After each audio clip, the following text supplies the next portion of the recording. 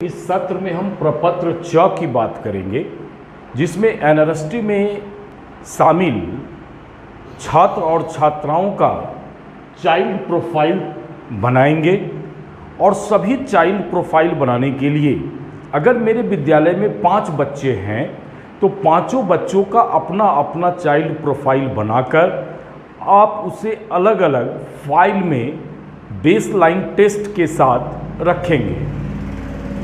Child profile का जो प्रारूप है उसमें फर्स्ट ऑफ ऑल है बालक और बालिका का नाम। तो यहाँ आपके पास में जो अनामांकित बच्चे विद्यालय के सर्वे के द्वारा मिला था और या फिर जो छिजन में थे बच्चे जिसका प्रपत्र आप जिला को भेजे थे और जिला फिर उसे संशोधित कर आपके यहाँ केंद्र में जो बच्चे नामित हैं उन सभी बच्चों का अपना अपना चाइल्ड प्रोफाइल बनाएंगे। और उस चाइल्ड प्रोफाइल में फर्स्ट कॉलम में आपका लिखा हुआ है उसके प्रारूप में कि बालक और बालिका का नाम। तो यहाँ आप उस बालक और बालिका का नाम भर देंगे। सेकेंड में है जन्म तिथि। आप अपने नामांकन पंजी से उसके जन्म तिथि को निकालेंगे और उसके बाद नामांकन पंजी से जन्म तिथि लेकर आप यहाँ इसके जन्म तिथि को भरेंगे। तीसरी बात है इसके कोटि का, वो किस कोटि से बिलोंग कर रहा है, अनुसूचित जाति है, अनुसूचित जनजाति है, पिछड़ा वर्ग है, अल्पसंख्यक वर्ग है और सामान्य वर्ग है। जो भी हो, जैसे अगर मान लिया जाए कि कोई बच्चा अनुसूचित जनजाति का है तो इसमें निशान लगाएंगे, अगर बच्चा सामान्य जाति का है तो च में आप निशान लगा देंगे। इस प्रकार से उसके कोटि का भी आप उल्लेख करेंगे। अगले कॉलम में है नंबर 4 में उनका माता का नाम। बच्चा का माता का नाम क्या है ये आप बच्चों से पूछकर या अपने नामांकन पंजी के रजिस्टर से आप उसके प्रपत्र में भरेंगे। और पिता का नाम, उसके पिता का भी नाम आपको भर देना है। फिर अगर माता और पिता दोनों जीवित नहीं हों तब ऐसी स्थिति में उसके अभिभावक का नाम लिखेंगे। या कोई बच्चा सपोज डैट कोई बच्चा को गोद ले लिया हो तब ऐसी स्थिति में वहाँ उसके पेरेंट्स अभिभावक का नाम लिखेंगे। या फिर अन्य कारण हो सकता है कि माता पिता कहीं दूसरे जगह रह रहे हों और बच्चे नानीहाल में हो और वो नानी के साथ रह रहा हो, तो ऐसी स्थिति में उसके माता पिता हैं लेकिन अभिभावक के रूप में हमारे पोषक क्षेत्र में उसके अभिभावक है, तो वहाँ आप अभिभावक का नाम भर सकते हैं। उसके बाद है पिता का परिवार का व्यवसाय। परिवार क्या करता है, कृषि, मजदूरी या फिर मजदूरी, गैर कृषि आधारित और कृषि आधारित। ध्यान देकर आप इसमें निशान लगाएंगे कि मजदूरी में कृषि आधारित मजदूरी कर रहे हैं उनके परिवारजन, या फिर गैर कृषि आधारित आपका जो है मजदूरी कर रहे हैं, या कोई व्यापारिक या अन्य पैतृक व्यवसाय कर रहे हों। जैसे पैतृक व्यवसाय का मतलब है कि चमड़ा उद्योग से जुड़े हों या फिर राजमिस्त्री का कार्य कर रहे हों या अन्य कोई काम जो है पैतृक हो और उसको फॉलो कर रहा हो, वो उनके पेरेंट्स फॉलो कर रहे हों तो उसका चर्चा करेंगे। या अगर इनमें से कोई नहीं है तो अन्य होगा। तो अन्य में वो उनके पेरेंट्स, उनके अभिभावक क्या कार्य करते हैं उनको आपको मेंशन करना होगा। इसलिए लिखा हुआ है कि व्यवसाय का नाम यहाँ आप उसका मेंशन करेंगे कि उसके परिवार क्या व्यवसाय कर रहे हैं।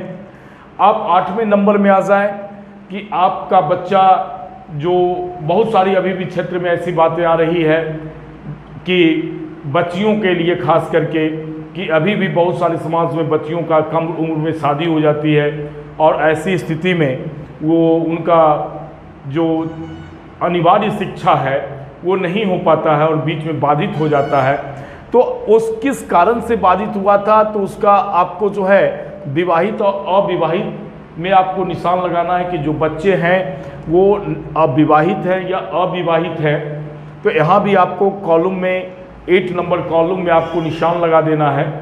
9 नंबर कॉलम में है शैक्षणिक स्थिति।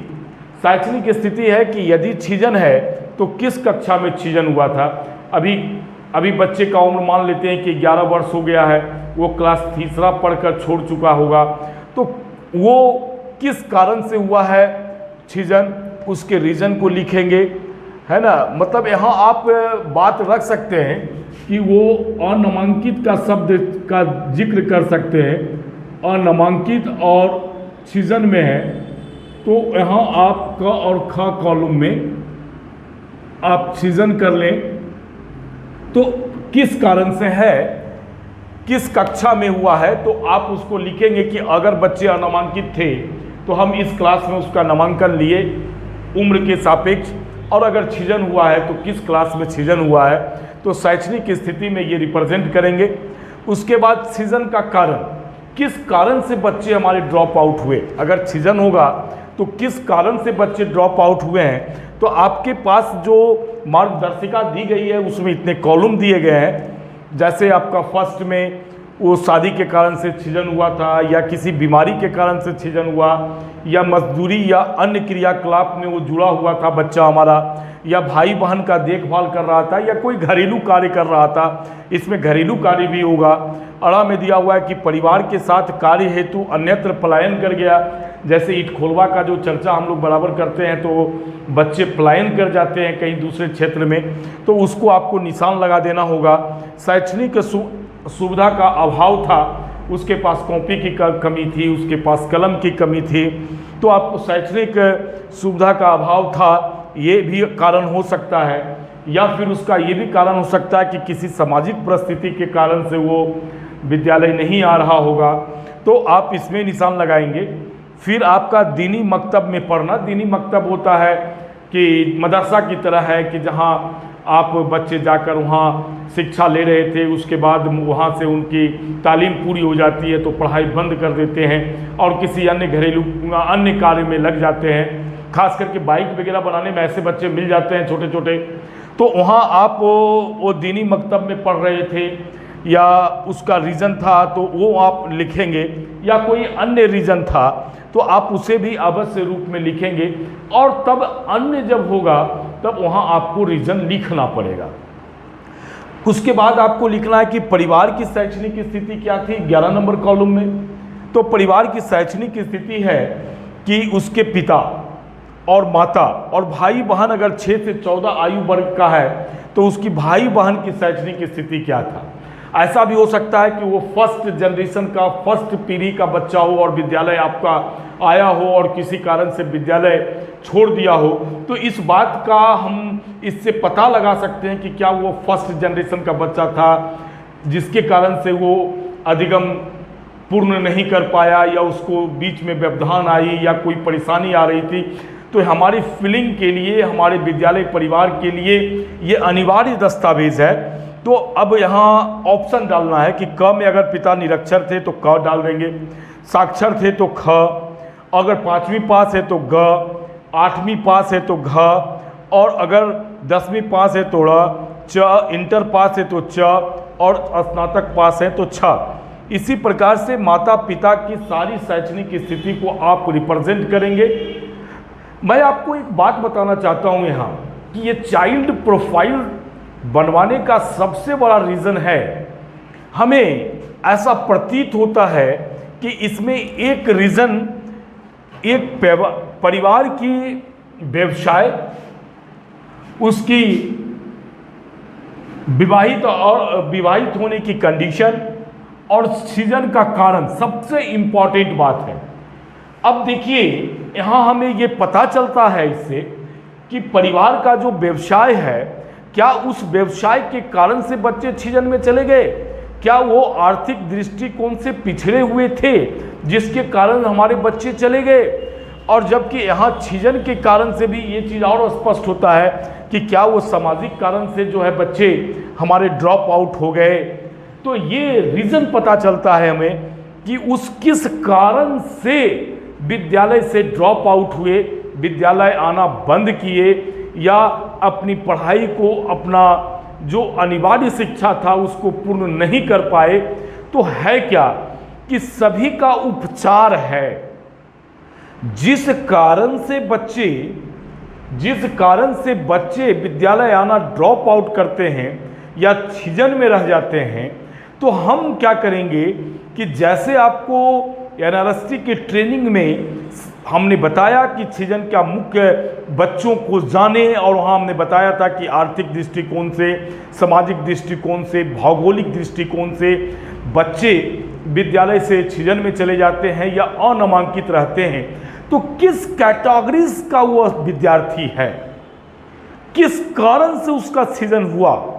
तो जिस कारण से सृजन हुआ वह कारण को लेकर, और अगर ये कंटिन्यू हमारे विद्यालय में उस रीजन से बच्चे मिलते हैं कि सृजन में जा रहे हैं, तो हम विद्यालय परिवार का ये दायित्व मिलता है कि हम उसका उपचार करें और सृजन को रोकें।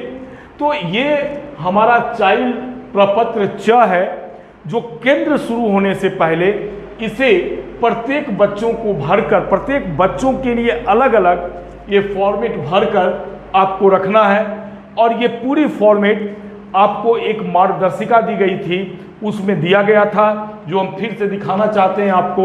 ये हमारा मार्गदर्शिका है, ये प्रयास की मार्गदर्शिका है, और इसमें आपका ये प्रपत्र च है, और प्रपत्र च 2 पृष्ठों में दी गई है, जैसा कि हमने बोर्ड पर बनाया है। ये पहला पृष्ठ है और ये दूसरा पृष्ठ है, 2 पृष्ठ में दी गई है। आप इसे चाहें तो पेज पर लिख कर इस प्रकार का फॉर्मेट बना लें, या अगर आप चाहें तो इसका आप जीरोक्स पेपर निकालकर प्रत्येक बच्चों का चाइल्ड प्रोफाइल बनाएं, और वह चाइल्ड प्रोफाइल आप प्रत्येक बच्चों का अलग अलग फाइल में कर रखें, और जो आप बेसलाइन टेस्ट बच्चों का लेंगे उसी प्रोफाइल में उस बेसलाइन टेस्ट को भी अभी रखें और केंद्र शुरू करें।